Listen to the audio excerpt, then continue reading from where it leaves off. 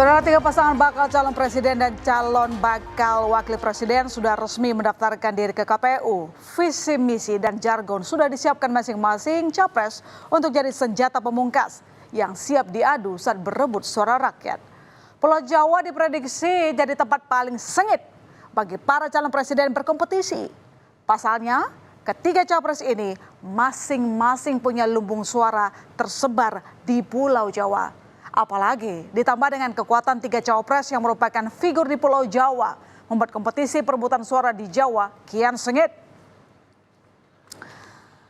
Ya, berbeda dengan pemilu 2014 dan 2019, saudara, para capres dan juga partai politik pada pemilu 2024 sepertinya fokus mengejar suara pemilih di Jawa. Pertanyaannya, mengapa Pulau Jawa jadi medan pertempuran sengit di Pilpres 2024 nanti? Jadi menurut data KPU nih, 56% dari total pemilih nasional itu ada di Pulau Jawa. 56%. Berarti separuh dari jumlah pemilih nasional menjanjikan, bukan? Itu artinya jika ingin mengamankan perolehan suara Pilpres, menjaring suara pemilih di Jawa sebanyak-banyaknya bisa jadi kunci kemenangan. Lalu bagaimana peta kekuatan masing-masing bakal calon presiden jika dilihat dari wilayahnya, khususnya Pulau Jawa? Nah, Lembaga Survei Indonesia membuat survei nasional dari 16 hingga 18 Oktober 2023. Nah, kita lihat hasil survei di wilayah DKI Jakarta terlebih dahulu, saudara, di mana baca pres Anies Baswedan memiliki elektabilitas tertinggi sebesar 36,3%, saudara, disusul dengan elektabilitas Ganjar Pranowo di 28,8% dan Prabowo Subianto di 23,5%. Sementara sisa responden 11,4% tidak tahu dan tidak menjawab. Ya, bergeser sedikit ke wilayah Banten, hasil survei juga menunjukkan elektabilitas Anies di posisi pertama, yakni 43,9%.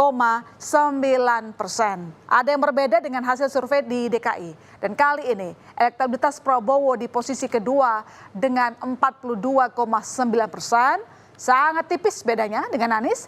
Dan posisi paling buncit Ganjar dengan elektabilitas 10,6%. Dan tampaknya sebagian besar responden sudah menentukan pilihan karena hanya 2,7% responden yang tidak menjawab atau tidak tahu. Kita bergeser lagi di Jawa Barat dari hasil survei yang dilakukan Lembaga Survei Indonesia yang diambil pada 16 sampai 18 Oktober 2023. Di Jawa Barat, saudara, Prabowo Subianto memperoleh elektabilitas 59,1%. Lalu Anies Baswedan memperoleh 22%, sementara Ganjar Pranowo memperoleh elektabilitas 12,8%. Sisanya 6,1% suara menjawab tidak tahu. Kita bergeser melihat kekuatan elektabilitas tiga capres di Jawa Tengah yang merupakan kandang banteng dan juga daerah istimewa Yogyakarta.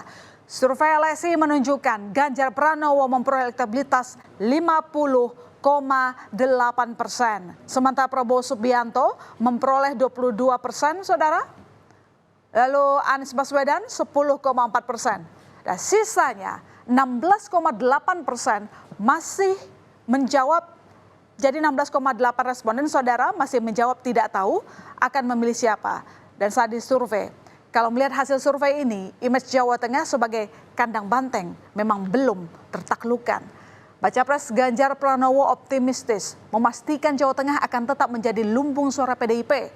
Meski Prabowo menggandeng Wali Kota Solo Gibran sebagai cawapres untuk menjaring suara pemilih Jawa Tengah. Yakin nggak Pak Jateng masih jadi kandang banteng? Insya Allah yakin banget kalau itu. Kalau tanya kandang banteng, yakin banget. Insya Allah sih PDI Perjuangan kompak ya. Partai lain ada P3 di sana juga di beberapa titik kuat. Ada Perindo Hanura, meskipun tidak banyak di parlemen, tapi mereka sekarang geraknya kencang. Kawan-kawan relawan sekarang malah tambah semangat. Oke, dari kandang banteng, sekarang kita lihat kekuatan elektabilitas di Jawa Timur, basis suara NU yang juga jadi rebutan.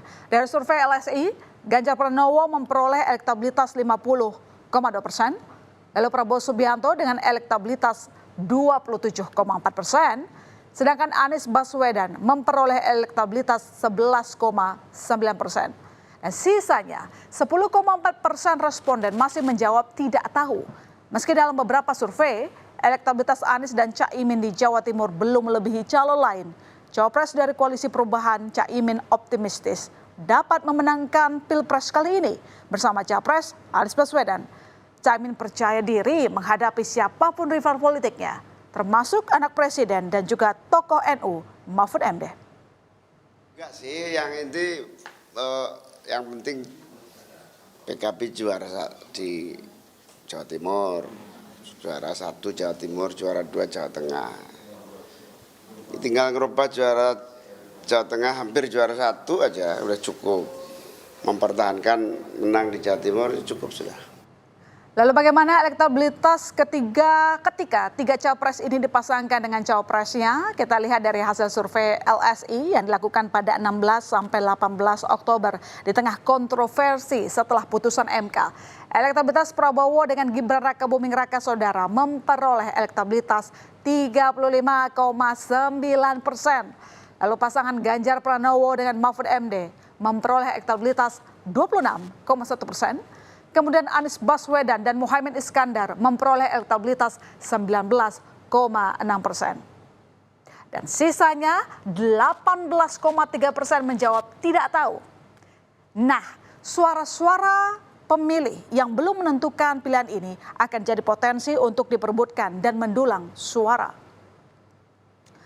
Oke saudara, tadi kita sudah melihat sekilas bagaimana kekuatan kekuatan para capres di Pulau Jawa. Nah sekarang giliran kita intip nih, berapa sih jumlah kekayaan para capres dan cawapres peserta Pilpres 2024 ini? Yang pertama kita intip pasangan Amin atau Anies dan Caimin dari LHKPN tahun 2022.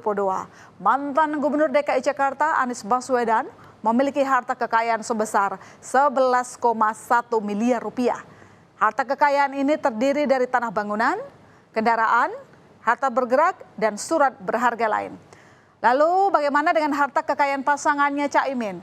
Dari LHKPN, Muhaimin Iskandar melaporkan harta kekayaan per Desember 2022 sebesar 27,2 miliar rupiah.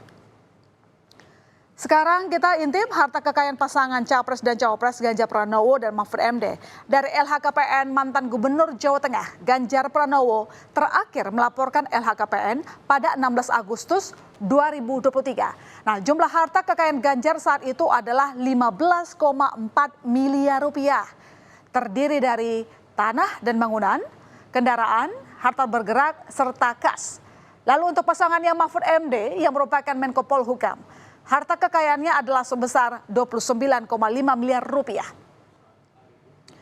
Dan dalam laporan harta kekayaan penyelenggara negara atau LHKPN di KPK, bakal calon Presiden Prabowo Subianto merupakan calon presiden dengan harta terbanyak yang dilaporkan dibandingkan dengan kandidat 2 capres sebelumnya, Anies dan juga Ganjar. Nah, dalam LHKPN tahun 2022, Prabowo melaporkan harta kekayaannya mencapai 2,3 triliun rupiah per Desember 2022.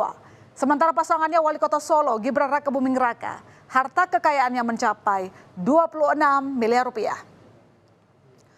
Ketika 3 pasang capres dan cawapres bersaing ketat merebut suara masyarakat, strategi lawan adu gagasan dan visi misi sudah disiapkan untuk jadi senjata pemungkas biar bisa menang di Pilpres 2024.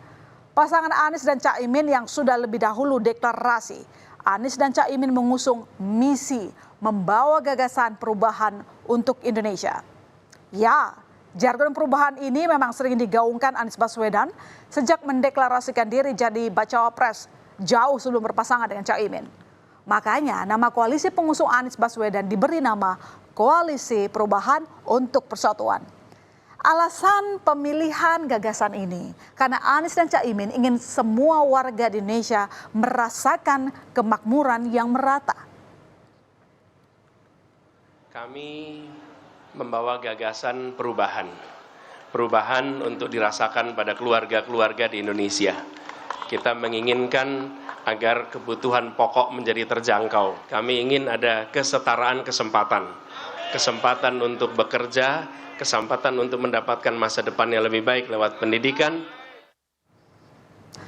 Sementara untuk pasangan bakal Cawapres dan Cawapres Ganjar Pranowo dan Mahfud MD, salah satu yang jadi concern misi mereka adalah penegakan hukum dan berkomitmen menghadirkan pemerintah yang bersih. Soal misi penegakan hukum, komposisi pasangan ini diperkuat dengan Mahfud MD yang saat ini menjabat sebagai Menko Polhukam dan punya segudang pengalaman menjabat posisi di bidang hukum. Dan akhir-akhir ini, Mahfud memang kerap berbicara mengenai masalah penegakan hukum di Indonesia. Yang jelas kita ingin membangun Indonesia dengan lebih cepat, ya, dan kita ingin apa yang sudah dilakukan oleh pemerintahan hari ini baik kita teruskan. Yang kurang baik kita perbaiki, yang tidak baik kita tinggal. Yang bersih dengan digitalisasi yang kita lakukan untuk mencegah korupsi menjadi poin-poin penting perhatian kami berdua. Oke, sementara Baca Pres Prabowo Subianto dan Gibran Rakabuming Raka sepertinya misinya tak bisa jauh dari Presiden Jokowi. Kalau dulu Prabowo sebelum menggandeng Gibran kerap mengatakan akan melanjutkan program Jokowi, hal ini sepertinya senada dengan Baca Pres Gibran Rakabuming Raka yang menyampaikan akan melanjutkan dan menyempurnakan program-program yang sudah ada di pemerintahan ayahnya Joko Widodo.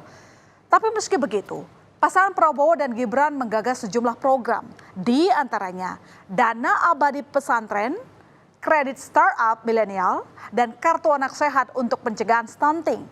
Secara garis besar, misi Prabowo Gibran adalah menuju Indonesia Emas 2045. Dana abadi pesantren, startup milenial,